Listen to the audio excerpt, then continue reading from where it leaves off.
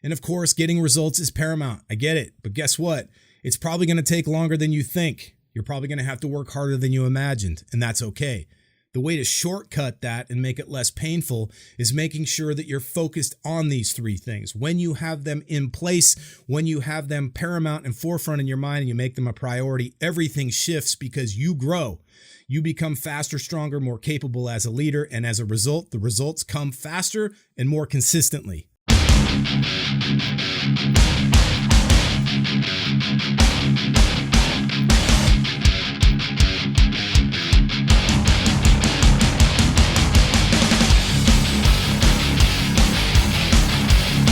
What's up, my friends? JT DeBolt with you today for the True Driven Podcast, the podcast for the few, the true, the driven, those amazing people we call the True Driven. And I say good morning, good afternoon, and good evening, whatever time it is for you, no matter where you might be tuning in from on the Big Blue Marble. Thanks for joining us here as always. And make sure you're following us on Spotify, Apple Podcasts, and of course, YouTube for the video version of this. Make sure you hit that subscribe button.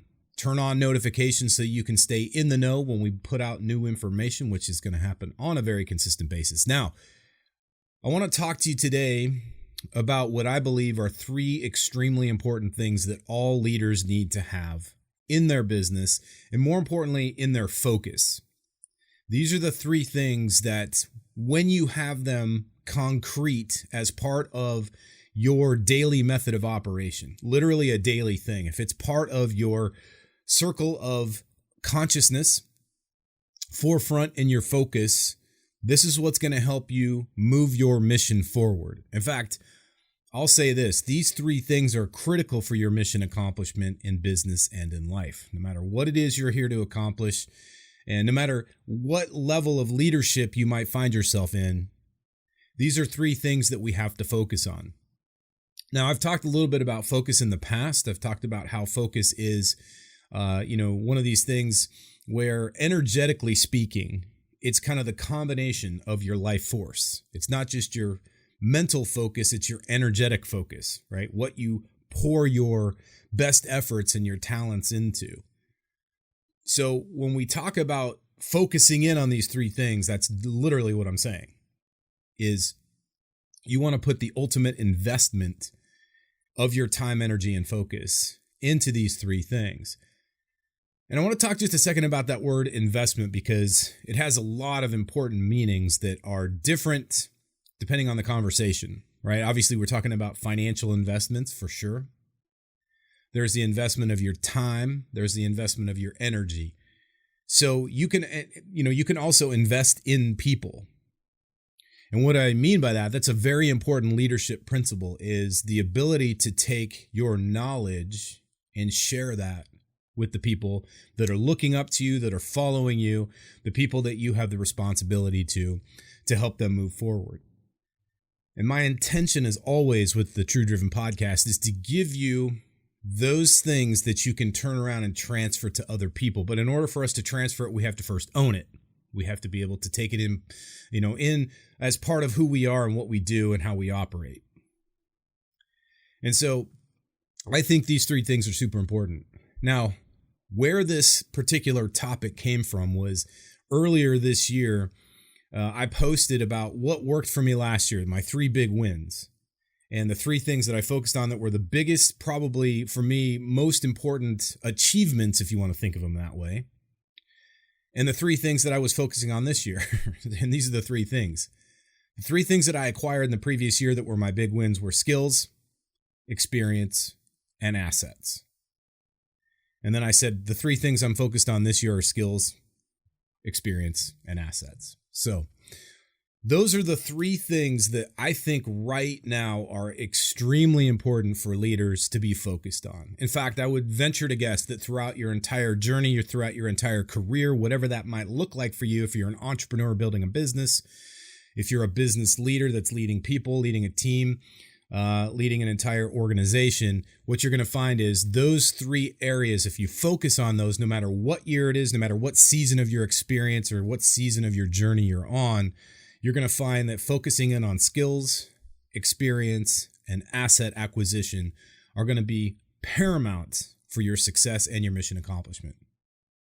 It's also something that's going to be super important for you to incorporate in your leadership of other people to help them learn and develop skills, as well as create opportunities for them to get the experience with those skills. And then hopefully parlay those skills and that experience into asset creation and asset acquisition. So we're going to talk a little bit about each one of these three as it pertains to this leadership conversation. Of course, my disclaimer is this. You may find that the definitions that I offer here are a little bit different than the ones that for you make sense for where you're at in your journey. I just want to say that's perfectly okay. I'm just offering this as a suggestion. And what I say this as a suggestion is not just from a place of theory. This is a place of practice. This is a place of experience. So when I talk about skills, think about, as I'm saying these three things, or as we discuss these three things, how do these three apply to you? How do they apply to you in your personal journey, your business journey, your career journey, as you go out there to accomplish your big missions in business and life? Now, when I talk about skills, I'm talking about the things that are transferable, and I like to think about it across different aspects of your life.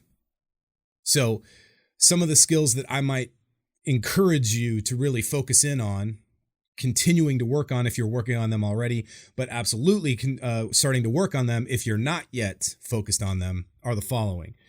The skill of leadership. It's a never-ending, lifelong pursuit.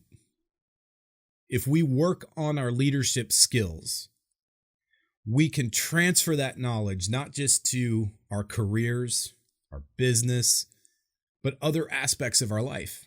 And as leaders, this makes total sense, right? And what I'm talking about, when I talk about leadership, there's so many aspects to leadership. And the great part about this is that you can choose at any given point what that leadership focus needs to be for you. Most important thing when I talk about acquisition of skills and development of experience and acquisition of assets is to remember this is on you to decide for yourself what is most important right now. It's not necessarily, hey, this is the be-all, end-all list, or this is the be-all, end-all set of requirements for success. That's not what I'm saying. But what I am describing here is, especially with this concept of leadership, there are going to be just like a complete different level of leadership development and leadership training, depending on where you're at right now. And more importantly, not just the leadership that you need, but the leadership skills that you need to help your team and the people that you lead develop in themselves. So there's leadership, there's communication, which is, under the umbrella of leadership for sure, but communication skills are super important. So whether it's the public speaking, if it's the written word, if it's the ability to communicate and understand other people, to actually listen and receive input, that's important. But there's another aspect to communication skills that I think it's inferred, but it's not necessarily talked about up front. And one of those things is the ability to be emotionally in control of yourself. Now, I have to say with complete transparency that this has been and continues to be a journey for me as I strengthen my own leadership muscle. So by no means am I saying, oh yeah, I've got this thing totally figured out. In fact, I'll tell you this, I wouldn't say that any of us have anything totally figured out. We may have more experience, more knowledge in a certain area, and the ability to transfer that to other people is based on this communication that we're talking about here. And so based on that, I have to simply say this. I think the ability for us to be in control and management of our emotions is a key essential leadership skill as well as communication skill. I have had in recent experience examples where my own emotions got in the way of making good critical thinking decisions and choices, not just for myself, but for my teams. And so what I can tell you is, listen, if you find that your emotions are running away from you, that's an opportunity for you to grow. If you find that your emotions are something that is very stagnant, very still, you're a little bit stoic, what you might find is people won't trust you as much. There's a big aspect to this side of this emotional intelligence as it's sort of been bastardized. And that's the other thing. For a long time, there was this concept of EQ, emotional intelligence. It meant to kind of play off the concept of IQ, intelligence, as we understand it with an IQ test. They were using EQ as this intelligence, this emotional intelligence. And what it became is another opportunity for people to fucking gaslight other people, right? This idea to say, I'm better than you, more virtuous than you, because I'm somehow more in touch with my feelings. What I want to be clear on this is everybody's got their own personality set. Everybody's got their own way they interface with the world around them, relationships with other people. So emotionally, I'm not asking you or challenging you to change who you are. What I'm challenging you to do is to explore and see how your emotions, the way you leverage your emotions, how is that helping or hurting the way you communicate in your leadership role? I had an experience a few months back where it was a very difficult, challenging thing that I was working against. And it was requiring all of my internal assets, my emotional assets, my mental assets, my ability to problem solve, my ability to come up with solutions. And at one point, I allowed my emotions to run away from me. I allowed myself to kind of lose grip of the controls of my emotion. And I got into a heated conversation with a peer. This person was kind of using and leveraging that, manipulating, my emotions a little bit. And I allowed that to happen. And if you recall, a couple of podcasts back, I was talking about this element of understanding not to be a victim, understanding when we find ourselves falling into this victim role, and how by being a victim or identifying as a victim, that puts us behind the eight ball. But more importantly, we are surrendering our power to other things or other people, situation and others. This happens a lot, and it's a behavior. It's almost a habit pattern for some people. Not just that behavior, but a habit pattern. And the question that I would challenge you with is, are you allowing that to happen? And if it does, that's what you've got to stop. Because as a leader, you cannot afford to lose that relationship capital, that credibility with other people by allowing your emotions to run away from you. And that's 100% what I allowed to happen in this particular situation. Now, it's easy to look back on things like that and feel that there was a leadership failure. And perhaps, depending on your perspective of the situation, it was a leadership failure on my part. I can own that. But what I can tell you is this. It was an awesome learning example, awesome learning opportunity, which gave me the new experience. So we're going to talk about experience in a second. So let's earmark that for just a few moments from now. What I'm saying to you here is super important for you as you progress in your business, in your career, in your life. Be aware and cognizant of how you communicate with other people. Be aware of how the interaction you have with other people and even situations, how that actually translates to your emotional response to the situation. Because, hey, look, as leaders, we're human beings. We're going to have emotional responses to things. And sometimes those emotional responses are going to be appropriate, and sometimes they're going to be inappropriate. The question is, are you able to modulate in the moment, on the fly, between a tough situation or a great situation? Are you able to modulate your emotions so that you stay in control?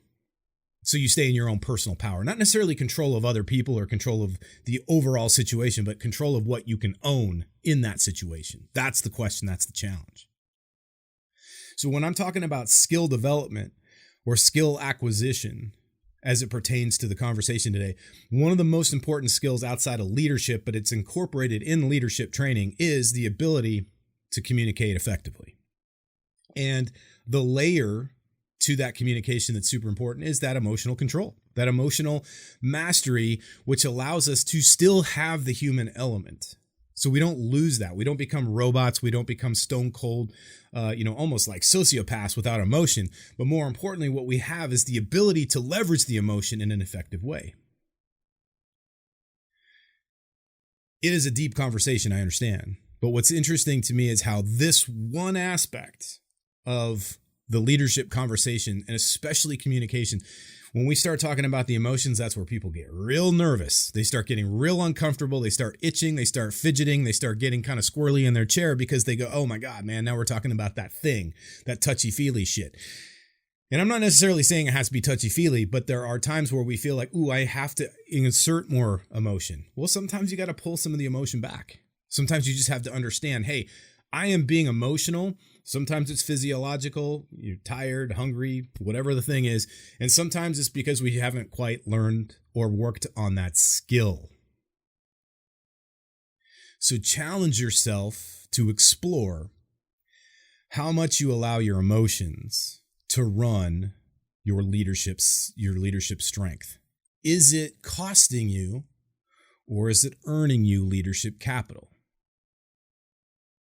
A lot of times you'll find as you work with folks in your team that if you've got an underperformer, or perhaps even a high performer who's underperforming, they're just going through a spell, the questions that you can kind of ask will be around the concept of how much their emotions and how much their feelings are driving their decisions, their choices, and their actions.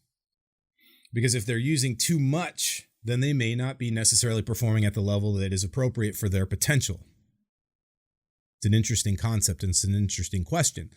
That's where we as leaders have to have a sense of our own emotional mastery for ourselves so that we can be strong and accessible in that sense for the teams and for the people we lead. And if this is something that you need to work on, then just mark it down as one of those skills that you're going to continue to work on. Another skill that I would, clearly recommend is the ability to master your skills, your tasks. Master your tasks. And a lot of times what people talk about, they talk about time management. I'm a big advocate for getting away from this concept of time management. I think time management in and of itself is a joke. Like, it doesn't fucking make any sense. Like, you can't manage time. It's just impossible to manage time. Time is a constant. There's no way we can slow it down or speed it up. We certainly cannot stop it. We can't rewind it. We can't travel in time, at least not literally. We can't bank time. We can't buy time. It doesn't matter how rich you are. It doesn't matter how strong, how sexy. It doesn't matter. We all get the same 24 hours in a day. Each of those 24 hours has 60 minutes in it, and each of those 60 minutes has 60 seconds, and so on. The point being is that it doesn't change for anybody.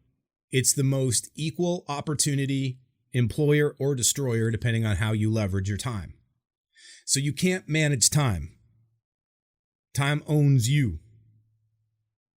And time ends for all of us. So, instead of thinking about managing time, let's think more effectively and think about how we can manage our tasks. It's about task management and personal leadership. That's the focus. And those types of things, if you can talk about task management, the question is, when are you most effective? How can you take the things that are important, your priorities, and put those forefront in your business, in your life, and make sure that they are the things that get addressed first? You've probably heard the old, at this point, it's become pretty much cliche, but it's the idea when you first get on an airplane and the flight attendant starts to go through the safety brief and they talk about, in the unexpected event of a loss of cabin pressurization, you'll be presented an oxygen mask. You put it on your face first. You get the idea. The reason they want you to put it on your face first is so that you don't become a liability. You remain as an asset because you haven't passed out due to the lack of oxygen. So you got to take care of yourself first before you take care of other people. Same goes for your priorities. You have to put yourself as a priority. Your personal health and fitness, your mental well-being, all the things that make you sustainable as a leader. What's interesting to me is how many times true drivens put that on the back burner. It's an epidemic that's been going on for generations, but it's gotten to a boiling point of late recently. So we have to say that's not okay. We have to be willing and prepared to take ownership and say, look, I'm going to fucking put myself first. It's not selfish, my friend, to put yourself first. Contrary to what the fucking media, contrary to what society would have you believe, putting yourself first, taking care of your responsibilities to yourself before you start addressing the responsibilities to everybody else is key and essential. Because if you don't, the consequence is going to be mass suffering on your part. You're going to suffer burnout. You're going to suffer fatigue. You're going to suffer illness. And then you're going to start suffering all the other consequences of those. Your relationships are going to start falling apart. Your performance in your role is going to start to drop. And if you have people you answer to, seniors above you, those people are going to start questioning whether or not you should remain in the role that you're in.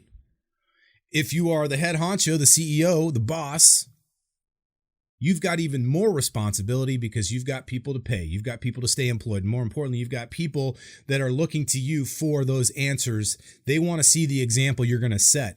And if you're a person who completely destroys yourself health-wise, they're going to say, well, that's not a person who cares enough about themselves. They're going to start to question whether or not you are somebody who can be around and sustainable enough to stick around for the long haul.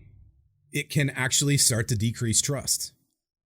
So don't second guess the importance of taking great care of yourself. Now, it doesn't mean that you have to lavish yourself in gifts and that you have to constantly take time away from your responsibilities, but I think the pendulum can swing that direction a little bit more for a lot of you.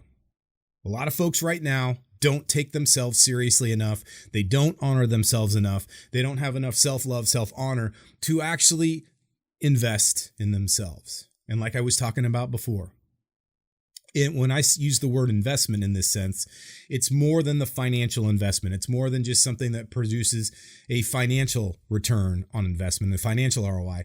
It actually creates an energetic ROI, an energetic ROI that allows you to do more, be more, give more. And that's really at the heart of what we are focused on doing as leaders. You're worth it. So you got to make it, but you got to make yourself that priority. So these skills, we start talking about developing skills. That's skill, leadership, communication, task management, but also mental toughness. The ability to take more and more. That term anti-fragile comes to mind as I'm sitting here thinking about this. Anti-fragility implies that the more pressure, the more strain that you put on that person, the stronger they become. That's a pretty remarkable way to go about life. Come at me, bring it on, it only makes me better. And you know what the difference between people who think like that and everybody else is? They fucking made that choice. They made a choice. They determined that that's who they were going to identify as. They were going to identify as somebody who loves the bring it on approach, the embrace the suck attitude, that the harder it gets, the better I become. I rise to the occasion. I rise to the challenge. The challenge will subdue itself to me. It will bow down because I will not back down. When you adopt the anti-fragile mindset, mental toughness becomes an obsession. Grit becomes a characteristic of who you are at your core, a character trait that people see and agree across different, demographics of your relationships. The people that kind of know you and the people that know you intimately, they will all agree that you have grit because it'll be evident to everybody who knows you, no matter how deeply and how well they know you. Those are the kinds of skills that I'm recommending you start to develop and obsess over. Not just get kind of excited about, feel the motivation for, but get obsessed about. The ones that you're deeply, deeply committed to. Now, there's a long list more. In fact, the list is infinite. And as I said before at the top of the podcast, it's going to be important for you to decide for yourself which skills outside of the ones I'm suggesting here are important. Maybe there's other skills like copywriting. Maybe there's other skills like sales that you need to develop depending on what your position, your role is in life. But these are the kinds of things I want you really focused on. Yeah, it's really easy to obsess over all this shiny object bullshit that is used to capture your attention. The 24/7, 365 bombardment of information that we get at a constant rate from our fucking smartphones. We as leaders have to have the capacity to slow things down and compress our attention into what's most important. Skills, experience, and assets. Acquiring those three things. So the skills that you need to acquire to take your game to that next level are going to be deeply personal and probably role specific. If you're an entrepreneur, if you're a CEO, if you're a creator, whatever your position in life is, you're going to need skill-based stuff or, career-based or whatever your focus is. There's going to be certain skills you're going to need to work on there as well. But the leadership skills, the communication, that emotional IQ, if you will, EQ, emotional mastery, mental toughness, grit, all of that stuff is going to be key and essential for you to be the best version of yourself. But skills are just one aspect to this. The next part is the application of the skills themselves. The ability to actually get true experience with our skills. So what does that take? What does it mean to actually have experience? When we have experience, what does that give us as it pertains to our leadership position? It helps us earn trust. Because I can come into you and say, I have a qualification, which is the acquisition of skills. And you might be impressed by that. But if I am brand new day one on the job, you're going to have lower trust in me than the person that has the same qualification, but 5 years more experience. Kind of goes without saying. It makes inherent sense here. But the question is, for a lot of folks, they're like, I'm just not there yet, JT. Like, how long is this going to take? And the question is, it's going to take what it takes.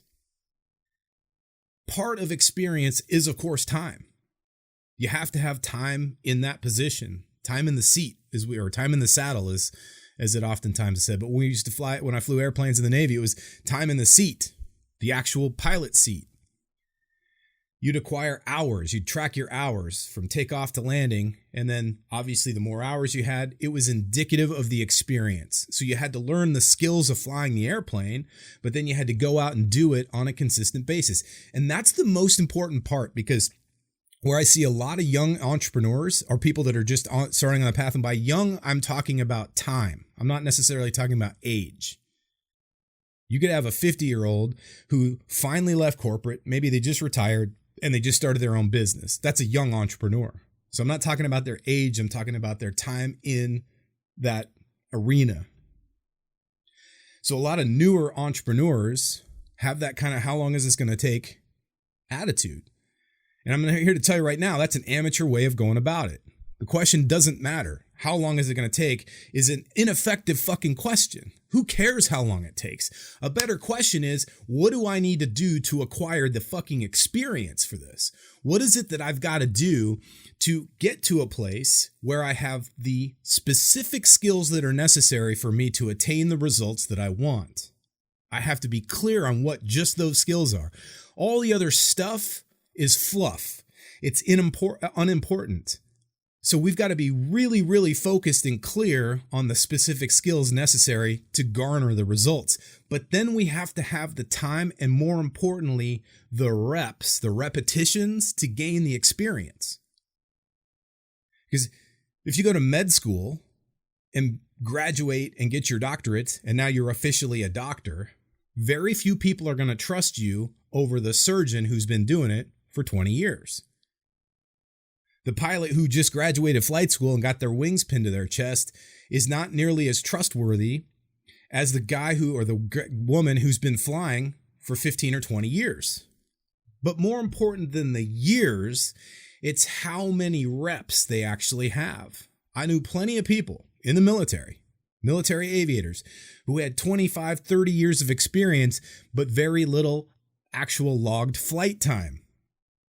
And in some cases, that person may be a senior officer, but they have less flight experience than a junior officer who's got more time actually flying the airplane. So from an aspect of who do we trust here and who has actually more experience, the junior pilot with more flight experience or more flight time has more true experience as a pilot. That does not discount, however, that senior officer's time in the military. Because I can tell you this, there are very few off days in the military. Like, you have constant leadership challenges coming at you 24/7, 365. So you can't discount the time in the actual time in rank, the time in grade, as we used to say. So just know that if you are somebody who's been in business for a while, but you're not where you're at, it's not so much about how much time you've been in. It's about the skills you've acquired and the repetitions you've put in to refine those skills, hone those skills, make those skills part of who you are as a human being, part of your DNA. Very much like going to the gym. You can go to the gym for 6 weeks straight, work yourself into pretty decent shape, but if you take time off, it doesn't stay with you. It's not a set it and forget it type of thing. You have to constantly work at it. You have to constantly stay in the gym, keep pushing yourself to that next level. And that's the same thing with any skill, specifically leadership skills. And in the role of being a leader, you have to get very comfortable with the fact that it's a constant learning thing. You're always going to be on some version of a learning curve, on some capacity. And here's the crazy part. You might be around. Listen, I know a lot of you right now listening to this have been in business. You've been in some leadership capacity, even if you're not a business leader. Maybe you're still in the military or coming out. Maybe you're law enforcement. The point is this. Whatever leadership role you are in, you've probably been in it for a few years. And for you noobs that have been here that are just like starting off in your career, this is an awesome time to be here. It's very rare that a person who comes into something brand new can have the ability to learn and grow fast if they don't have the attitude that they're going to do so. If you think about, I'm going to acquire the skills necessary to be great at my position, and I'm going to work at it on a constant, consistent basis, that's where you develop the actual experience. So even if you're brand new at whatever you're doing, make it the primary focus, the priority for yourself to acquire skills and then put the time and the repetition in. Because it's not just about saying, well, I've been doing this for 5 years. The question is, how many laps around the track have you made in that 5 years? That's what I'm more excited about. That's what I'm more interested in when I talk to leaders as they are talking about pushing the next level of their performance and helping their teams to do the same. Repetition and time, I mean, it takes time to put the repetitions in, right? But it's not just about sitting on our laurels and letting the time pass. We have to actually be active on it on a consistent basis. And it's no mistake that you see people who grow fast. So you might see a person who's been in at something relatively early or relatively short in time that grows fast and might surpass a person who's been around for a while. What's that? It's not the person that's been around for a while being lazy, and it's definitely not because they don't have skills, but a lot of times they've just gotten complacent. They've allowed this identity as a person who's achieved some sort of a skill or maybe gotten to a certain level to say, well, that's where I'm at, man. And I identify as that. Whereas the person who identifies as the lifelong leader, or I should say lifelong student and lifelong leader, but lifelong student, that's the type of person that will usually make fast growth or even sometimes faster growth and supersede or surpass the people that have been around him for a while. See this a lot of times in organizations where you've got that middle manager who's kind of sitting on their ass and they get passed over for the promotion. It's very easy to get upset and down on yourself, start to go into that pity potty and go, well, I guess it wasn't meant to be. Or, hey, they had favoritism by the boss. Or was it possible that their performance surpassed yours or had the trajectory that it was about to surpass yours? Is it possible that the feet were up on the shelf, on the counter, on the desk too much? Maybe it's time to put the foot on the floor and start kicking ass again. Get the reps in to get the experience. Here's the cool part about experience. Yes, it comes with time, and absolutely it comes with repetition, but it garners one of the most important things that you'll ever have in life. One of the reasons we as human beings are separated from the rest of the animal kingdom, and absolutely the key and essential piece of leadership, and that is learning lessons. The ability to learn a lesson. And one of the biggest misconceptions people have is you are supposed to fuck up. You're supposed to fail. You're supposed to fall on your face. Well, I don't want to fail. Too bad. If you want to be great at anything of significance, you're going to have to get comfortable with this idea that you're going to fail. You're going to come up short. If you're going to the gym and you're not on a regular basis hitting a point where you can't lift, like you just burn your muscles out, then you're not growing your muscles. If you're getting to a place in your leadership where everything's easy, everybody likes you, and it seems like the ship is sailing smoothly, you are not pushing yourself as a leader. You're not putting yourself in a position to fail, which means that you're not taking the risks. You're not taking yourself to that next level of growth. Out of whatever fear that might be, the fear of suffering, the fear of failure, the fear of success, the fear of looking stupid, the fear of humiliation, whatever that thing might be for you, whatever creation story you've created for yourself, you've got to get very clear on this, that it's not, experience doesn't just come from time. It comes from doing the repetitions, and it's not from just doing easy reps. It's from doing the hard repetitions. It's about taking risks. It's about going into the darkness from time to time. It's about going in those places that most people won't go. And that's the reason we're called leaders, because we fucking lead. We're in the front. Everybody else is waiting to see what happens. We're the ones making it happen. And as a consequence of that, occasionally you're going to flop. Occasionally you're going to fall on your face. And guess what? That's okay. It's part of the journey. It's part of the recipe. It's part of the formula for success. But we got to get past this part where we feel like shit when we fail.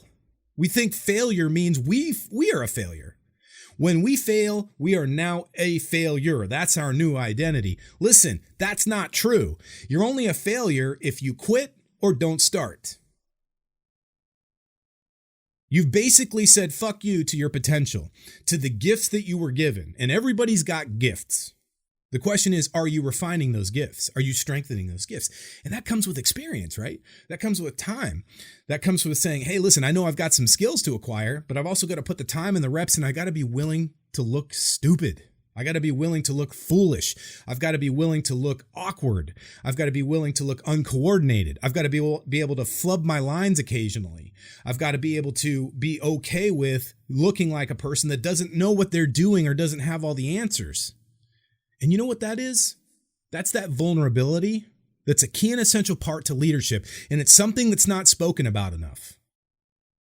All these fucking motivational gurus are talking about how you got to look good. You got to look the part. And they're absolutely showing that, right? That example, all they show is the shiny, awesome shit in their life. They only talk about the things that are great. Be careful for those people. I personally like to learn from losers. That's fucking right. I said it. I like to learn from people who have lost, who have gotten their asses kicked, who have fallen on the fucking pavement and split their lip on the concrete. I want to learn from them because it's not about the fall. It's about what happened next. It's about what happened in the moment that the fall happened and the realization occurred to them and hit them like a load of bricks. What happened next? I want to hear that story. Not from the person who's got it all figured out. Not from the person who wants to show you their private jet and their big mansion and their shiny cars. That shit's fantastic. Good for you. I love that shit too. I really do. But that's not the thing that turns leaders into excellent people. It's the thing that helps somebody maybe stay excited about the journey, and that's fine. I want to know about the loss. I want to know about the ass kicking.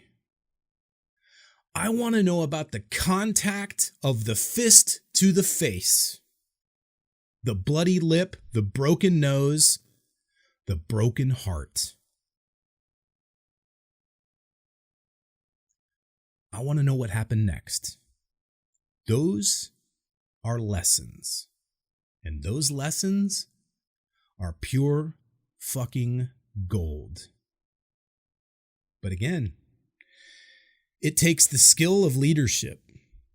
It takes the skill of communication.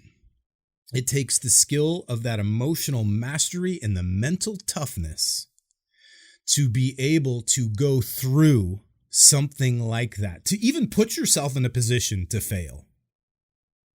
That courage, that leadership, to put yourself into a position to fail, and to not just fail and fall down, but to have the wherewithal to learn and annotate the lesson and then be able to convey it to other people. That's amazing. That's the stuff that makes all the difference. And there's another aspect to experience that we oftentimes miss. We talk about skills and experience. There's another part that gets overlooked, and I will tell you it's not always fun, and that is feedback. Because if you see somebody who's gotten great results, who's accomplished their missions, and is on the next one, and they're in that process of accomplishing their mission, what you're going to find is typically the people who have the highest performance in anything, business, life, doesn't matter what it is, are people who are constantly seeking feedback from people that are at or above their skill level. Not feedback from the trolls, not feedback from the shitheads that are leaving crappy comments on their posts. Not that. That's not feedback. That's just bullshit. You can take it as feedback, and it's kind of nice sometimes, actually, if you think about it. People always call them haters, which is such a bullshit, fucking whiny-ass victim term. They're not haters. They're trolls, that's fine. But here's the deal. All that is an indication that you're on the right path because you're pissing people off. Leaders always leave a little bit of fucking wreckage behind them. Always. Because there are going to be people who are sitting on the sideline in judgment of themselves and you who are looking at what you do, and they're going to second guess that because they go, hey man, this is a reflection of me sitting still. This is a reflection of me hiding back in my weakness and in my complacency, watching you go out there boldly and make mistakes and fail and fall on your face and learn lessons and grow and become better and better and better, putting in the time, acquiring the experience. And I can't take that. So of course they're going to reflect and transfer their self-loathing onto you. So you could take that as feedback, but take it as positive feedback. At least take it as feedback that you're doing something worthwhile. But oftentimes we spend so much capital, mental and emotional capital, on, oh my gosh, somebody left me a fucking mean tweet or a mean comment. Listen, accept it for what it is. Block them, cancel them, do whatever you feel like you got to need to do with that shit. The question is, are you getting feedback that's helping you move forward? We call it constructive feedback. It's not always fun. Constructive feedback isn't, hey, great job, nice going, keep going. That's not constructive feedback necessarily. It can be. Constructive feedback is usually what my buddy TJ calls the shit sandwich. You tell him something good. Hey, really like the way you showed up today. You were on time. You tell him something not so great. However, you were totally unfocused and forgot what you were supposed to do. And then something that's positive to build upon. But what I like about it is you didn't give up on yourself. You kept going. That's fucking awesome. Now let's show up tomorrow and have a better day. As a leader, you have to have the ability to give that kind of shit sandwich for feedback, but you also need to be willing to receive it as well. It's one thing to give feedback, and I know some leaders that are great at giving feedback, but are lousy at receiving it. They lack the humility to be able to say, I'm not everything in that, all that in a bag of chips. You could be the smartest person in the room, and if you are, you're in the wrong room, my friend. It's time to upgrade. It's time to up level yourself and start investing in your leadership. If you're the smartest, most capable person in the room, you got to find a new room. Doesn't mean dissing everybody else. It just means, hey, listen, I am not going to grow in this environment because I'm not getting the feedback I need. How the hell can I possibly get the quality of experience I have to have in order to increase my leadership, increase my capabilities, and up my performance if I'm playing in the small pool? That's that personal challenge, that personal leadership we have to have on a continual basis.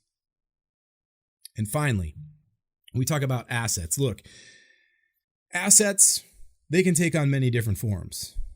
Yeah, there's financial assets. You might have real estate portfolio. You might have stocks. You might have crypto. You might have all these different things. And 100%, yes. Start acquiring those assets. You have to. If now more than ever, if the last 2 years, several years of the world, not just, doesn't matter what country you live in, have taught us anything, it's to be more self-reliant. And that's what true drivens already know. You don't need me to tell you that. It's all about being self-reliant, not relying on the fucking government or anybody else to bail your ass out, and not relying on that one stream of income. You've got to be self-reliant, right? Assets in that sense. Assets in the sense of making sure you've got the protection you need to take care of your family, to make sure you've got all the stuff that you need to feed your family. Of course, those are assets.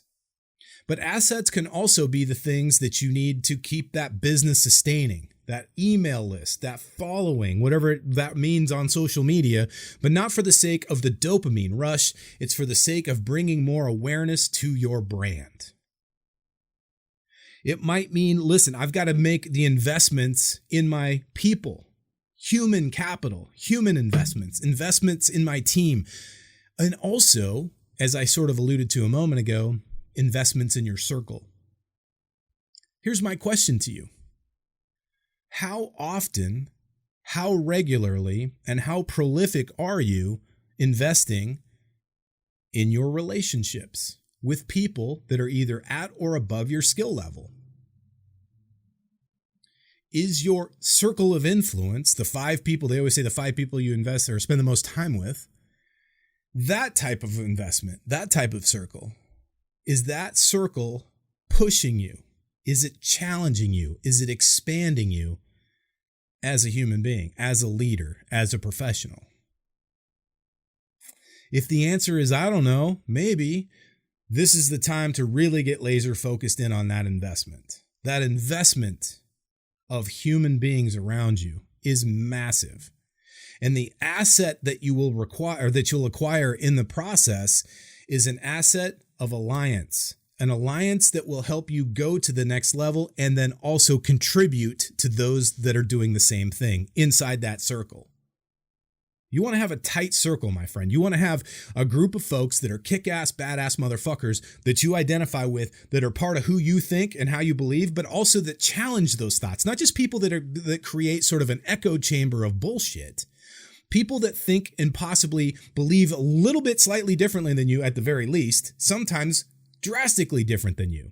I love having people like that in my circle because it challenges me to stay focused, to not get complacent, to not get fucking lazy with the way I think. I challenge you to do the same thing. That's an important investment. An asset that you will have for the rest of your life is the ability to nurture, not just seek out, but nurture outstanding relationships with high caliber, high altitude people. This is the charge for true drivens right now. Make it your priority to acquire skills, to acquire experience, and to acquire assets. Skills of leadership, skills of communication, skills of that emotional mastery, mental toughness. Skills that are applicable to your career, to your specific pursuit on your mission. Make sure you're doing it on a consistent basis. Have the patience with yourself, the grace for yourself to put the time in. Give yourself way more time than you think it's going to take. I know you're impatient and I know you're driven. I fucking understand that in spades. But damn it, stop telling yourself that it's got to happen overnight. You're not going to be a 90-day wonder. Give yourself the grace to take the time that it requires.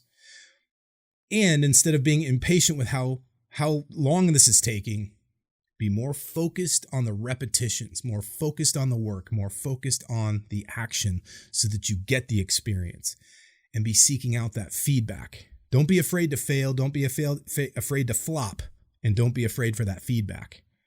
And of course, make sure you're putting in the investments of time, energy, and focus into amazing people to acquire the assets of relationships with people at or above your skill level. Yes, you need financial assets. Yes, you need other assets to make sure that you and your family and the people that you lead are taken care of. 100% yes. That's exactly what I'm talking about with an asset. And yes, an email list and all these different things that are required for your business, 100% they're assets. Maybe it's equipment that you require for your business. But don't overlook the power and importance of the human assets. Not from a transactional place, but from a place of mutual benefit. A way that you gain experience, gain wisdom, gain strength from other people, and also give it back in a gigantic, badass cosmic feedback loop that everybody benefits from. That's the shit we're talking about. All right, my friends, it's time to go out there and get after it and make it happen. Thanks as always for joining us here for the True Driven Podcast. Again, make sure you're following us on Spotify, Apple Podcasts, and YouTube. And remember, no matter what course you fly in life, fly high, fly fast, and fly far, stay driven.